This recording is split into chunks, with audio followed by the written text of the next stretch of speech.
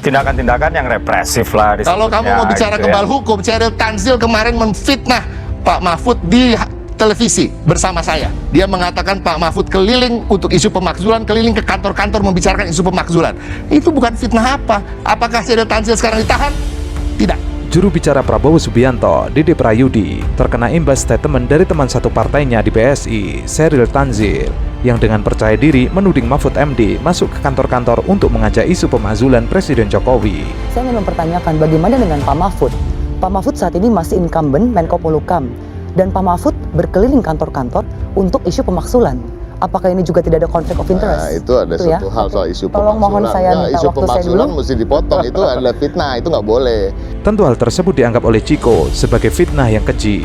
Awalnya, Dede Prayudi sempat berdebat dengan Chiko di Kompas TV terkait tindakan represif. Lalu dengan agak emosi, Chiko menyinggung statement fitnah Sheryl yang menuding Mahfud MD melakukan upaya pemakzulan Jokowi. Jika Mahfud MD represif, nyatanya Sheryl tidak ditangkap dan dibiarkan, padahal itu adalah fitnah yang sangat keji. Tindakan-tindakan yang represif lah disebutnya. Kalau kamu mau bicara gitu kebal hukum, Sheryl Tanzil kemarin memfitnah Pak Mahfud di televisi bersama saya. Dia mengatakan Pak Mahfud keliling untuk isu pemakzulan, keliling ke kantor-kantor membicarakan isu pemakzulan. Itu bukan fitnah apa? Apakah Sheryl Tanzil sekarang ditahan? Tidak. Apakah dia ditangkap jam 3 pagi? Tidak. Palti Huta Barat yang teman kita Uki, ingat teman kita yang berjuang untuk Pak Jokowi waktu itu. Oke. Ya, saya Jubir Anies Baswedan Huda yang mendengar debat keduanya lalu mengingatkan Dede Prayudi jika kekuasaan saat ini ada di 02. Wajar jika 01 dan 03 melakukan kritik dan mewaspadai adanya kecurangan pemilu. Semuanya berawal dari putusan Mahkamah Konstitusi yang meloloskan Gibran menjadi capres Prabowo. Yang punya kekuasaan hari ini memang di UGI, di 02. Jadi kalau pasangan nomor 1, nomor 2 ngomongin menggugat potensi terjadi abuse of power, itu wajar karena ada di situ, gitu. Oke. Sejak dimulainya permainan tadi itu, Bang Huda, diputuskan MKM. sebenarnya Uki tidak mau kalah. Ia mengatakan jika kubu 01 dan 03 juga berada di kekuasaan, bahkan jumlahnya lebih banyak dari partainya yaitu PSI. sebenarnya Sangat semua tiga dari kita itu adalah bagian dari penguasa, udahlah. Bukan presiden. Pengusung Pak Anies ya, Udahlah. itu juga lebih banyak mereka menterinya daripada partai saya di PSI loh. Jawaban Uki tersebut tentu dianggap tidak nyambung dengan bahasan dialog. Terkait dengan Pilpres 1 putaran, Huda mengatakan siapa saja yang membaca survei hari ini kemudian menafsirkan dan menyimpulkan pemilu bakal 1 putaran itu adalah ngawur. Dan siapapun yang bicara pemilu bakal 1 putaran itu adalah provokasi, kalau tidak ia sedang panik karena siapnya hanya 1 putaran. Kalau sudah masuk putaran kedua ditakutkan suara masyarakat akan berbeda. Pasti 2 putaran karena ini tiga pasangan dan secara konfigurasi politik dan hasil survei sekali lagi. Kalau Mas Uki membaca hasil survei dari semua lembaga yang disebutkan, menurut saya salah kalau disimpulkan hanya satu putaran. Jadi sekali lagi ada 2 hal ya. Kalau ada yang masih ngomong 1 putaran, saya kira ini satu provokasi. Yang kedua, panik. Jangan-jangan memang siapnya hanya 1 putaran. Oke. Kalau masuk 2 putaran hampir pasti kalah karena rakyat akan berani ngomong apa adanya. Soal 03 gabung dengan 01, semua bisa dinamis. Bisa jadi 02 yang nantinya gabung ke 01 karena kalah di putaran pertama. Pembicaraan antara 01 dan 03 saat ini adalah mengantisipasi adanya kecurangan yang indikasinya sangat besar. Dimulai dari putusan MK yang memutuskan Ketua MK Anwar Usman melanggar putusan berat. Tapi kalau 2 putaran tuh dibilang akan kemudian menguntungkan 1 dan 3 karena kemudian akan bergabung, itu iya nggak? Loh, kalau soal itu bisa saja 02 gabung juga ke 01 itu. Tidak hanya 03. Oh, masih mungkin begitu ya? Iya, sangat mungkin begitu. Secara teori tidak semuanya. Kalau nanti sudah head to head, pemilih Pak Prabowo sama Gibran misalnya tetap mau memilih Pak Prabowo atau Gibran, bisa aja nanti pindah ke kami gitu. Oh. Kegelisahannya ya dimulai di putusan Mahkamah Konstitusi. Ya, saat itu kegelisahannya sudah diawali ketika aturan diubah. Pada saat saya dilantik, Pak Jokowi mengajak saya bicara sekitar 1 jam, 4 mata. Sebelum dilantik? Setelah dilantik. Setelah dilantik. Lalu di situ Pak Jokowi meminta agar saya sebagai Gubernur Lamhanas mengkaji 5 hal. Juru bicara paslon nomor urut 3, Andi Wijayanto, buka-bukaan soal demokrasi era Presiden Jokowi. Ia bahkan membeberkan pertemuannya dengan Jokowi selama 1 jam usai dilantik menjadi gubernur Lemhanas. Di dalam pembicaraan 4 mata itu, Jokowi memberikan perintah untuk mengkonsolidasi demokrasi. Nah, yang nomor 1 yang ingin dikaji oleh Pak Jokowi adalah konsolidasi demokrasi. Oke. Wawancara pertama saya sebagai gubernur Lemhanas ya di media nasional itu diberi judul regresi demokrasi. Regresi demokrasi. Regresi demokrasi.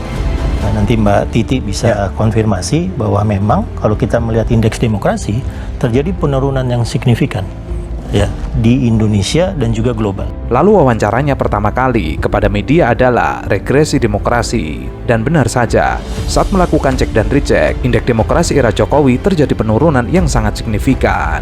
Data Vindep, yaitu lembaga dari Amerika dan Eropa, menunjukkan indeks demokrasi era Jokowi adalah yang terburuk dalam sejarah Indonesia. Bahkan, ia tidak menduga akan seburuk itu. Lebih buruk dari era Presiden Gus Dur, Megawati, hingga SBY. Nah, data VDM itu ketika saya lihat indeks demokrasi Indonesia hasilnya sangat mengejutkan. Saya tidak menduga seburuk itu regresinya. Bahwa skor demokrasi Indonesia dilihat dari 4 indikator utamanya, itu di masa 2014 sampai sekarang lebih buruk di seluruh presiden reformasi. Dari Seluruh masa presiden reformasi. Gus Dur, Ibu Mega, Oke. dan SBY. Oke. Saya sendiri terkejut, saya tidak menduga bahwa regresi demokrasinya seturun itu. Diawali tahun 2014 antara Prabowo dengan Jokowi. Saat itu awal dimulainya media sosial dan hoax, dan berlanjut ke Pilpres 2019. Indeks demokrasi Indonesia malah semakin menurun. Harusnya tahun 2024 adalah awal untuk menaikkan indeks demokrasi, namun malah terjadi kontradiksi sehingga akhirnya disorot kembali oleh media dunia. Ya, tapi ternyata demokrasi kita dengan pemilu 2014 yang benar-benar pemilu yang keras, saat itu menjadi pemilu medsos yang pertama, pemilu hoax yang pertama, pemilu post-truth yang pertama, indeks demokrasi turun. 2019 terulang. Ada Pilgub 2017 yang membuatnya terulang. Nah, sekarang di 2024 kita sebetulnya melaksanakan pemilu yang bisa menjadi salah satu terobosan demokratik kita untuk memulihkan konsolidasi demokrasi kita. Ya, tapi dengan yang tadi ditanyakan, yang tadi disampaikan Pak Sudirman Said, agak kekhawatiran bahwa regresinya akan berlanjut. Sementara itu, juru bicara paslon nomor urut 1, Sudirman Said, mengatakan ketidaknetralan paling mendasar adalah yang seharusnya menjadi wasit malah menjadi pemain. Ia lalu menambahkan, jika pemimpin tertinggi sudah memaksakan kehendak sampai berani mengubah undang-undang untuk kepentingan keluarganya, itu artinya kontestan lain hanya menjadi penggembira saja, sehingga wajar terjadi baliho dicopot hingga videotron diturunkan. Yang paling mendasar menurut saya adalah ketika yang seharusnya jadi wasit jadi pemain. Yang sudah jadi wasit jadi pemain.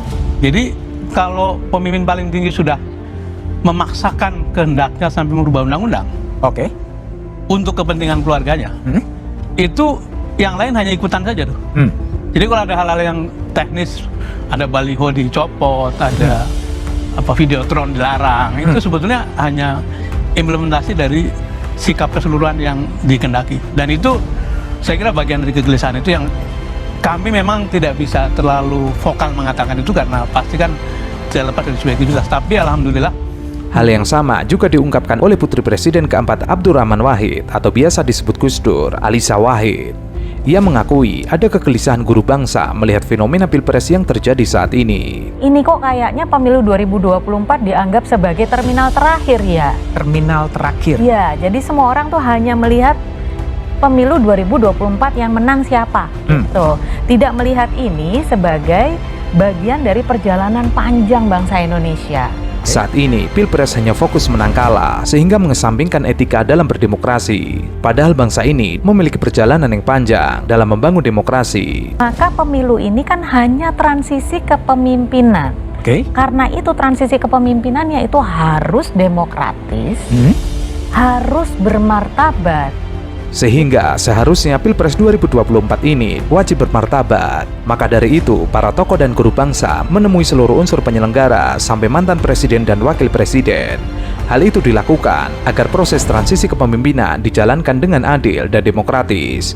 Artinya tidak hanya menang secara legal, tapi juga mendapatkan legitimasi dari rakyat Indonesia. Meminta mereka menjalankan amanah sebagai penyelenggara negara untuk menjalankan proses transisi kepemimpinan ini dengan adil dan demokratis. Makanya tadi Pak Lukman Hakim Saifuddin menyebutkan bisa menang secara legal, tapi harus menang mendapatkan legitimasi juga. Itu yang harus dipastikan. Oke, baik Mbak.